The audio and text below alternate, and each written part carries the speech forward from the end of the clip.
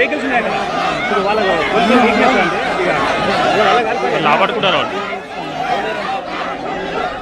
వరంగల్ జిల్లా ముత్తోజీపేటలో మరోసారి ఉద్రిక్తత చోటు చేసుకుంది. దానికి సంబంధించిన విజువల్స్ మనం చూస్తున్నాం. RTC driver Shankar Goud dead బాడీని నర్సంపేట డిపోకి తరలించేందుకు ప్రయత్నిస్తున్నారు కార్మికులు. దీంతో పోలీసులు వారిని అడ్డుకుంటున్నారు.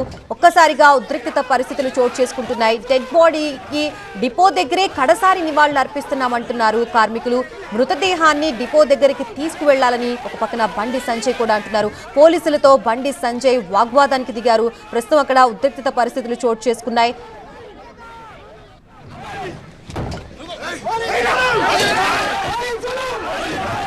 ఇదే అంశానికి సంబంధించి మనకి పూర్తి అప్డేట్స్ అందించడానికి మా ప్రతినిధి పెద్దేశ్ సిద్ధంగా ఉన్నారు. పెద్దేశ్, ముత్తోజీపేటలో ప్రస్తుత పరిస్థితి ఏంటి?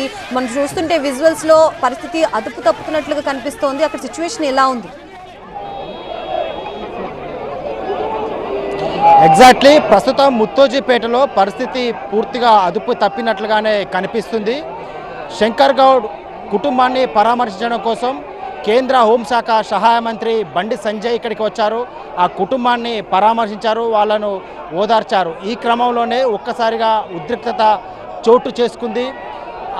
ఈయన బండి సంజయ్ పరామర్శిస్తున్న సమయంలోనే ఆర్టీసీ కార్మికులు అదేవిధంగా ఇక్కడ ఉన్నటువంటి వివిధ ప్రజా సంఘాలు అంతా కలిసి డెడ్ బాడీని ఇక్కడి నుండి తీసుకువెళ్లేందుకు ప్రయత్నం చేశారు. స్ట్రెచ్చర్ పైన ఉన్నటువంటి ఆ డెడ్ బాడీని వాళ్ళంతా లాక్కొచ్చారు. సో మనం ఇప్పుడు ఆ ముత్తోజీపేటలో ఏదైతే శంకర్ గౌడ్ నివాసం ఉందో ఆ డెడ్ బాడీ నుంచి దాదాపుగా 500 మీటర్స్ వరకు డెడ్ బాడీని రహదారిపై నుంచి లాక్కెళ్తున్న క్రమంలోనే మార్గమధ్యలో పోలీసులు ఆ డెడ్ బాడీని అడ్డుకున్నారు. ఈ క్రమంలో వారి వెంట వస్తున్నటువంటి బండి సంజయ్, ఆ డెడ్ బాడీ వెంట వస్తున్నటువంటి కేంద్ర హోంశాఖ సహాయ మంత్రి ఆయన కూడా రోడ్డు పైన బైఠాయించారు.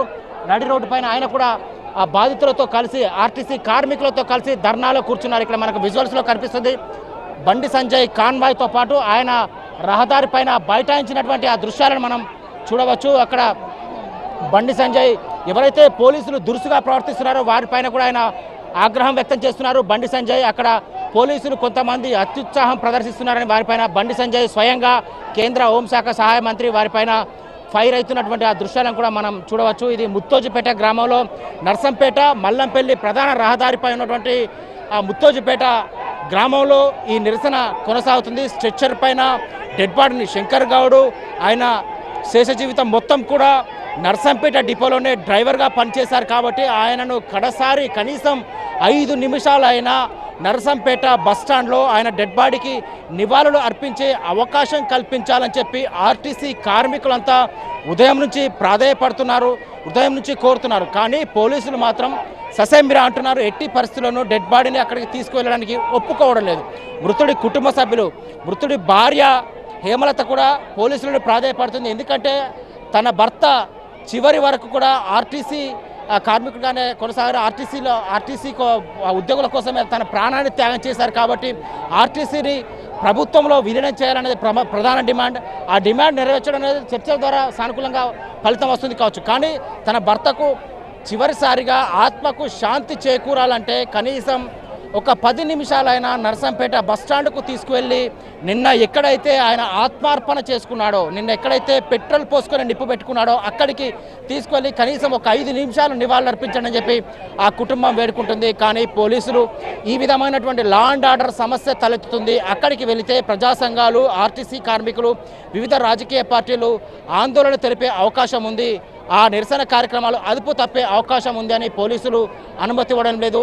ఉదయం నుంచి కాస్త ప్రశాంత వాతావరణంలో జరిగినటువంటి నిరసన కార్యక్రమాలు ఒక్కసారిగా అదుపు తప్పాయి.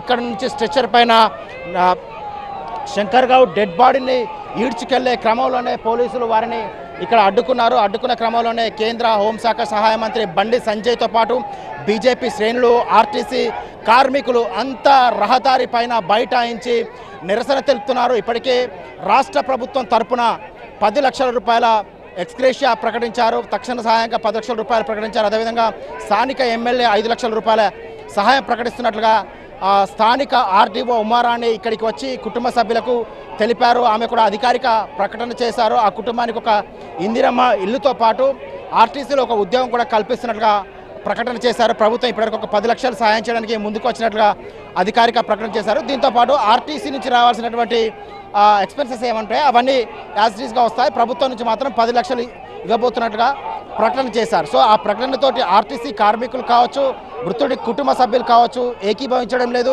ఈ నేపథ్యంలోనే ఈ విధంగా ఒక్కసారిగా ఉద్రిక్తత చోటు చేసుకుంది. రహదారి పైన బైఠాయించినటువంటి కార్మికులంతా నిరసన తెలుపుతున్నారు. వారికి బండి సంజయ్తో పాటు బీజేపీ శ్రేణులంతా సంఘీభావం తెలుపుతూ వారు కూడా రహదారి పైన బైఠాయించి కూర్చున్నారు.